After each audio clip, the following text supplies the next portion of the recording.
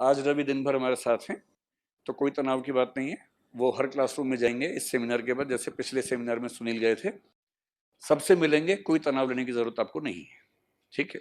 तो सबसे पहले मैं आप सबकी तरफ से अपने ही प्रिय विद्यार्थी का अपने ही घर में पुनः स्वागत करता हूं, रवि का।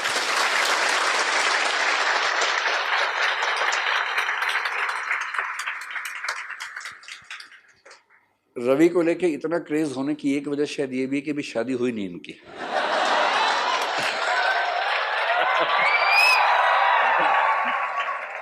क्योंकि भाई 4 दिन पहले एक सेमिनार हुआ था, उस दिन भी स्थिति बिगड़ी थी, हमने मैनेज कर ली थी, तो हमने वही अनुमान किया कि कुछ कुछ वैसा ही होगा। आज थोड़ा ज्यादा। तो मैं सोच रहा था कि ऐसे क्या अतिरिक्त कारक हो सकते हैं, तो तभी अचानक दिमाग में कौन था कि अभी ये मतलब भारत के सबसे योग्य अविवाहित व्यक्ति हैं, और हो सकता है कि एक क्रेज ये भी हो कि ऐसा है क्या। कई कई बच्चे बोल रहे कि हाँ, कई बोल रहे नहीं, ऐसा नहीं।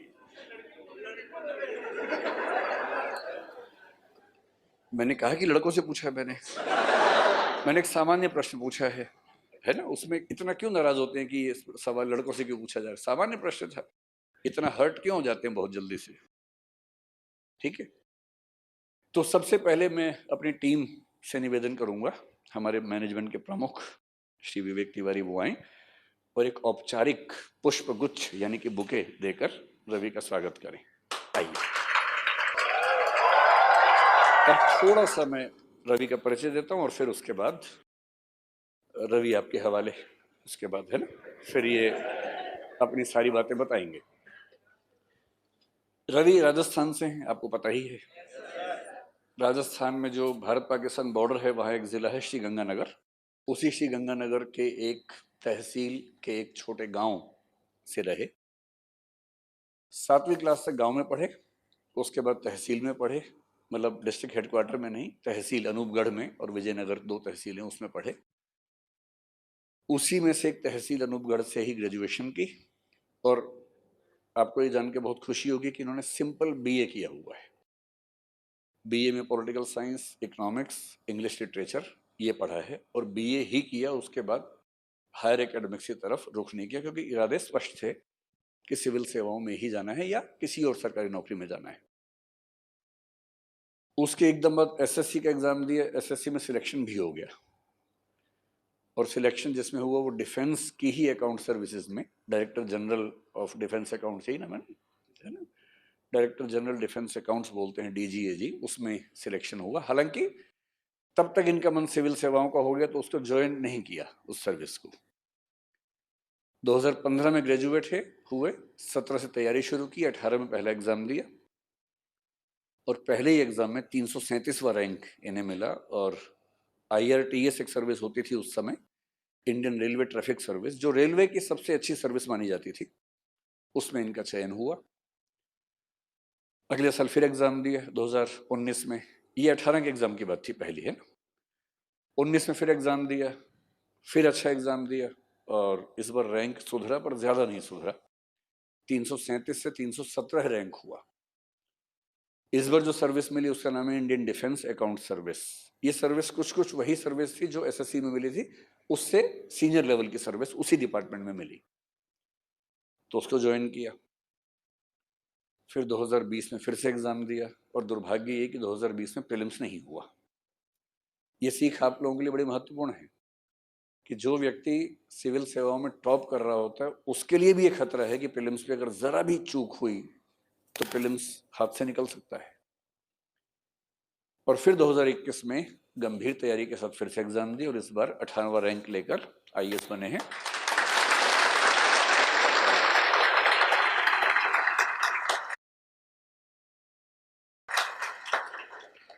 बहुत संभव है कि बहुत अच्छे कैडर के साथ जल्दी ही घोषणा होगी कौन सा स्टेट कैडर मिला। राजस्थान के रहने वाले हैं, और हिंदी बेल्ट के जो कुछ राज्य हैं वो शुरुआती प्रेफरेंसेस में हैं, तो अभी कहना मुश्किल है, लेकिन कोई ऐसा राज्य जो आपके आसपास शायद हो, आप में से बहुत लोगों के राज्य में ही दिखेंगे कुछ दिनों के बाद, जब घोषणा सरकार करेगी। अभी तो अनाउंसमेंट हुई नहीं है। तो एक तो खास बात ये है कि बीच में एक बार प्रीलिम्स न होना, ये भी अपने आप में छोटी चोट तो नहीं है।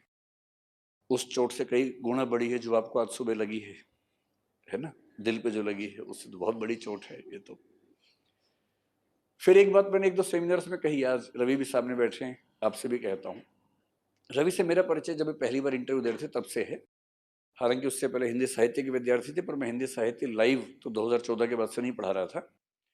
तो इन्होंने शायद वीडियो क्लासेस करके तैयारी की थी, लेकिन मेरे पास रिपोर्ट ये आ रही थी कि एक बच्चा रवि सिहाग नाम का है जो बहुत ही शानदार उत्तर लिख रहा है। जो हमारी हिंदी की टीम है इवेल्युएशन की, वहां से रिपोर्ट बार बार आ रही थी। तो मिलना हमारा इंटरव्यू में हुआ और मैं कन्विंस था कि बहुत अच्छा रैंक रवि को मिल जाना चाहिए पहली बार में। धीरे धीरे और मेहनत की और मेहनत की।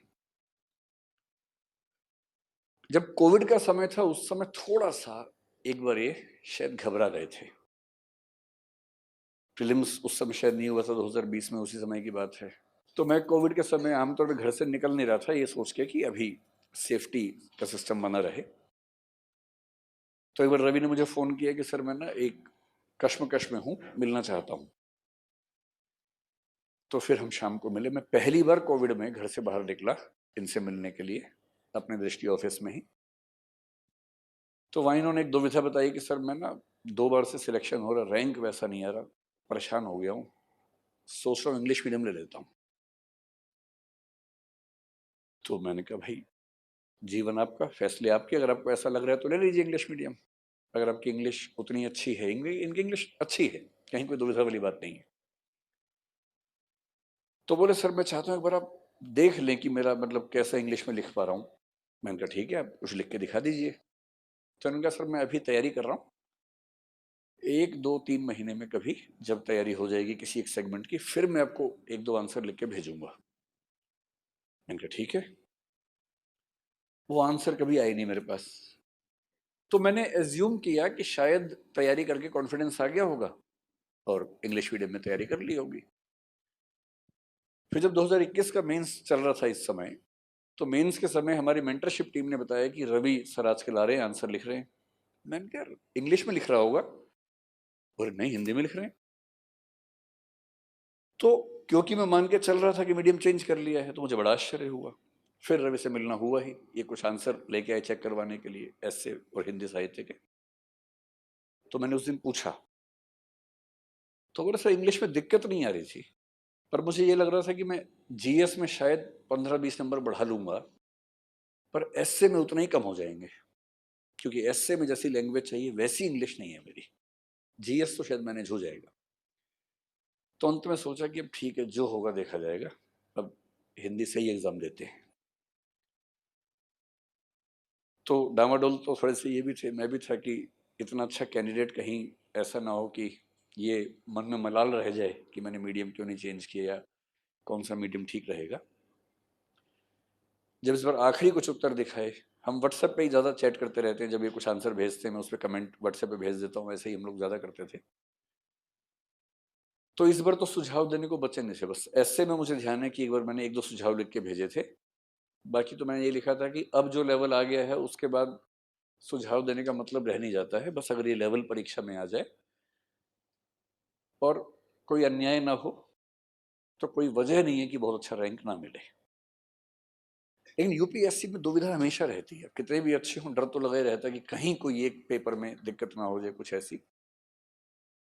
तो पिछले 2-3 साल के अनुभव से अब मैं कहने से बचता हूँ। इनके सामने इनको मैंने ज्यादा नहीं बोला, यही कहा कि बहुत अच्छा रैंक आ जाना चाहिए अगर सब ठीक रहे तो। पर संयोग से जिस दिन ये मिलने हैं उसके 1 घंटे बाद एक और व्यक्ति जो सिविल सर्वेंट हैं, सिलेक्टेड हैं हिंदी माध्यम से ही, वो मिलने आए। उन्होंने मुझसे पूछा, वो इस बार एग्जाम नहीं दे रहे थे, उन्होंने वैसे पूछा कि सर इस बार क्या लग रहा है।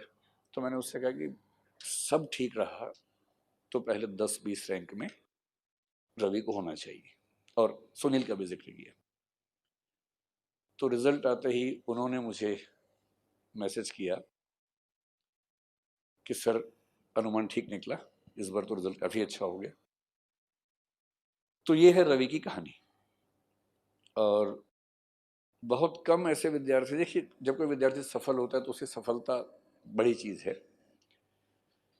सफल व्यक्ति को हर व्यक्ति सम्मान देता ही है, ये भी सही बात है। मेरी स्थिति आमतौर पर थोड़ी उल्टी रहती है।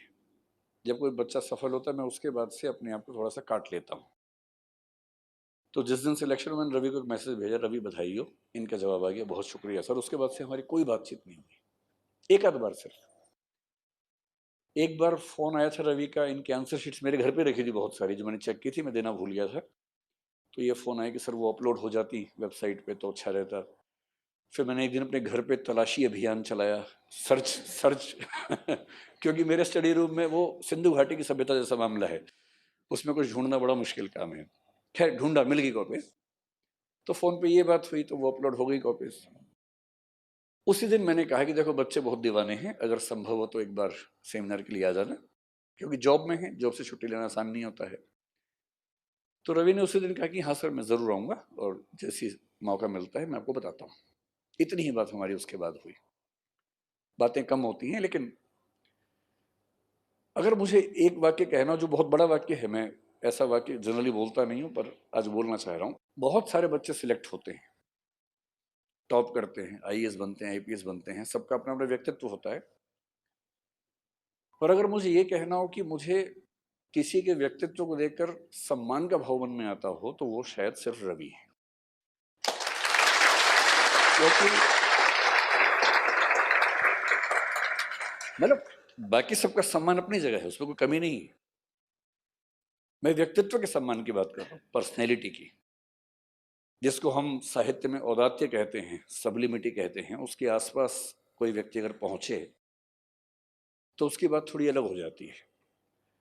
अभी रवि की उम्र कम है, आपको बोलने से शायद वो भाव समझ में ना आए, लेकिन ये समझ में तब आता जब आप किसी के साथ लंबे समय तक कनेक्टेड हो, आपने विभिन्न व्यक्तियों को विभिन्न परिस्थितियों में देखा हो, वो कैसे बोलते हैं, कैसे लिखते हैं, वो तो एक पक्ष है।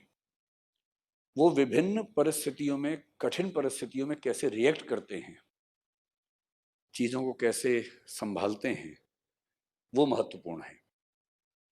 तो इनकी लेखन क्षमता, इनका रैंक, इनका बोलना, वो सब अपनी जगह है। ये यूट्यूब पे सेलिब्रिटी हैं, वो अपनी जगह है। इन सब चीजों से इतर जो व्यक्तित्व ऐसे नजर नहीं आता सोशल मीडिया में, जो मैं इसलिए जान पाता हूँ कि हमारा 4-5 साल का एक निरंतर संबंध है, 3-3.5 साल का। और मैंने ये बात आज तक इनसे कही नहीं, आज मैं पहली बार ये बात बोल रहा हूँ। और इसलिए बोल रहा हूँ कि इनसे सिर्फ ये मत सीखिएगा कि प्रीलिम्स कैसे पास करें, मेंस कैसे पास करें, ये भी। और वो बोलेंगे नहीं, जो बोलने के बीच में बिना बोले कहा जाता है, जिसको बोलते हैं रीडिंग बिटवीन द लाइंस, जो दो पंक्तियों के बीच के खाली स्थान में लिखा होता है ना, उसको पढ़ने की आदत डालनी पड़ेगी। एक कहावत है, शौके दीदार अगर है तो नजर पैदा कर। अगर इसका मतलब क्या था? देखिए, यही, इसी से बचना है। ये वाह वाह करने की जल्दबाजी में ये भी नहीं सोचा कि मतलब क्या है, और सबसे पहले वाह कर दी, है ना। शौके दीदार का मतलब, अगर देखने का शौक है तो पहले देखने की नजर तो पैदा करो, पहले नजर तो हो। तो नजर जितनी गहरी हो, एस्थेटिक सेंसेस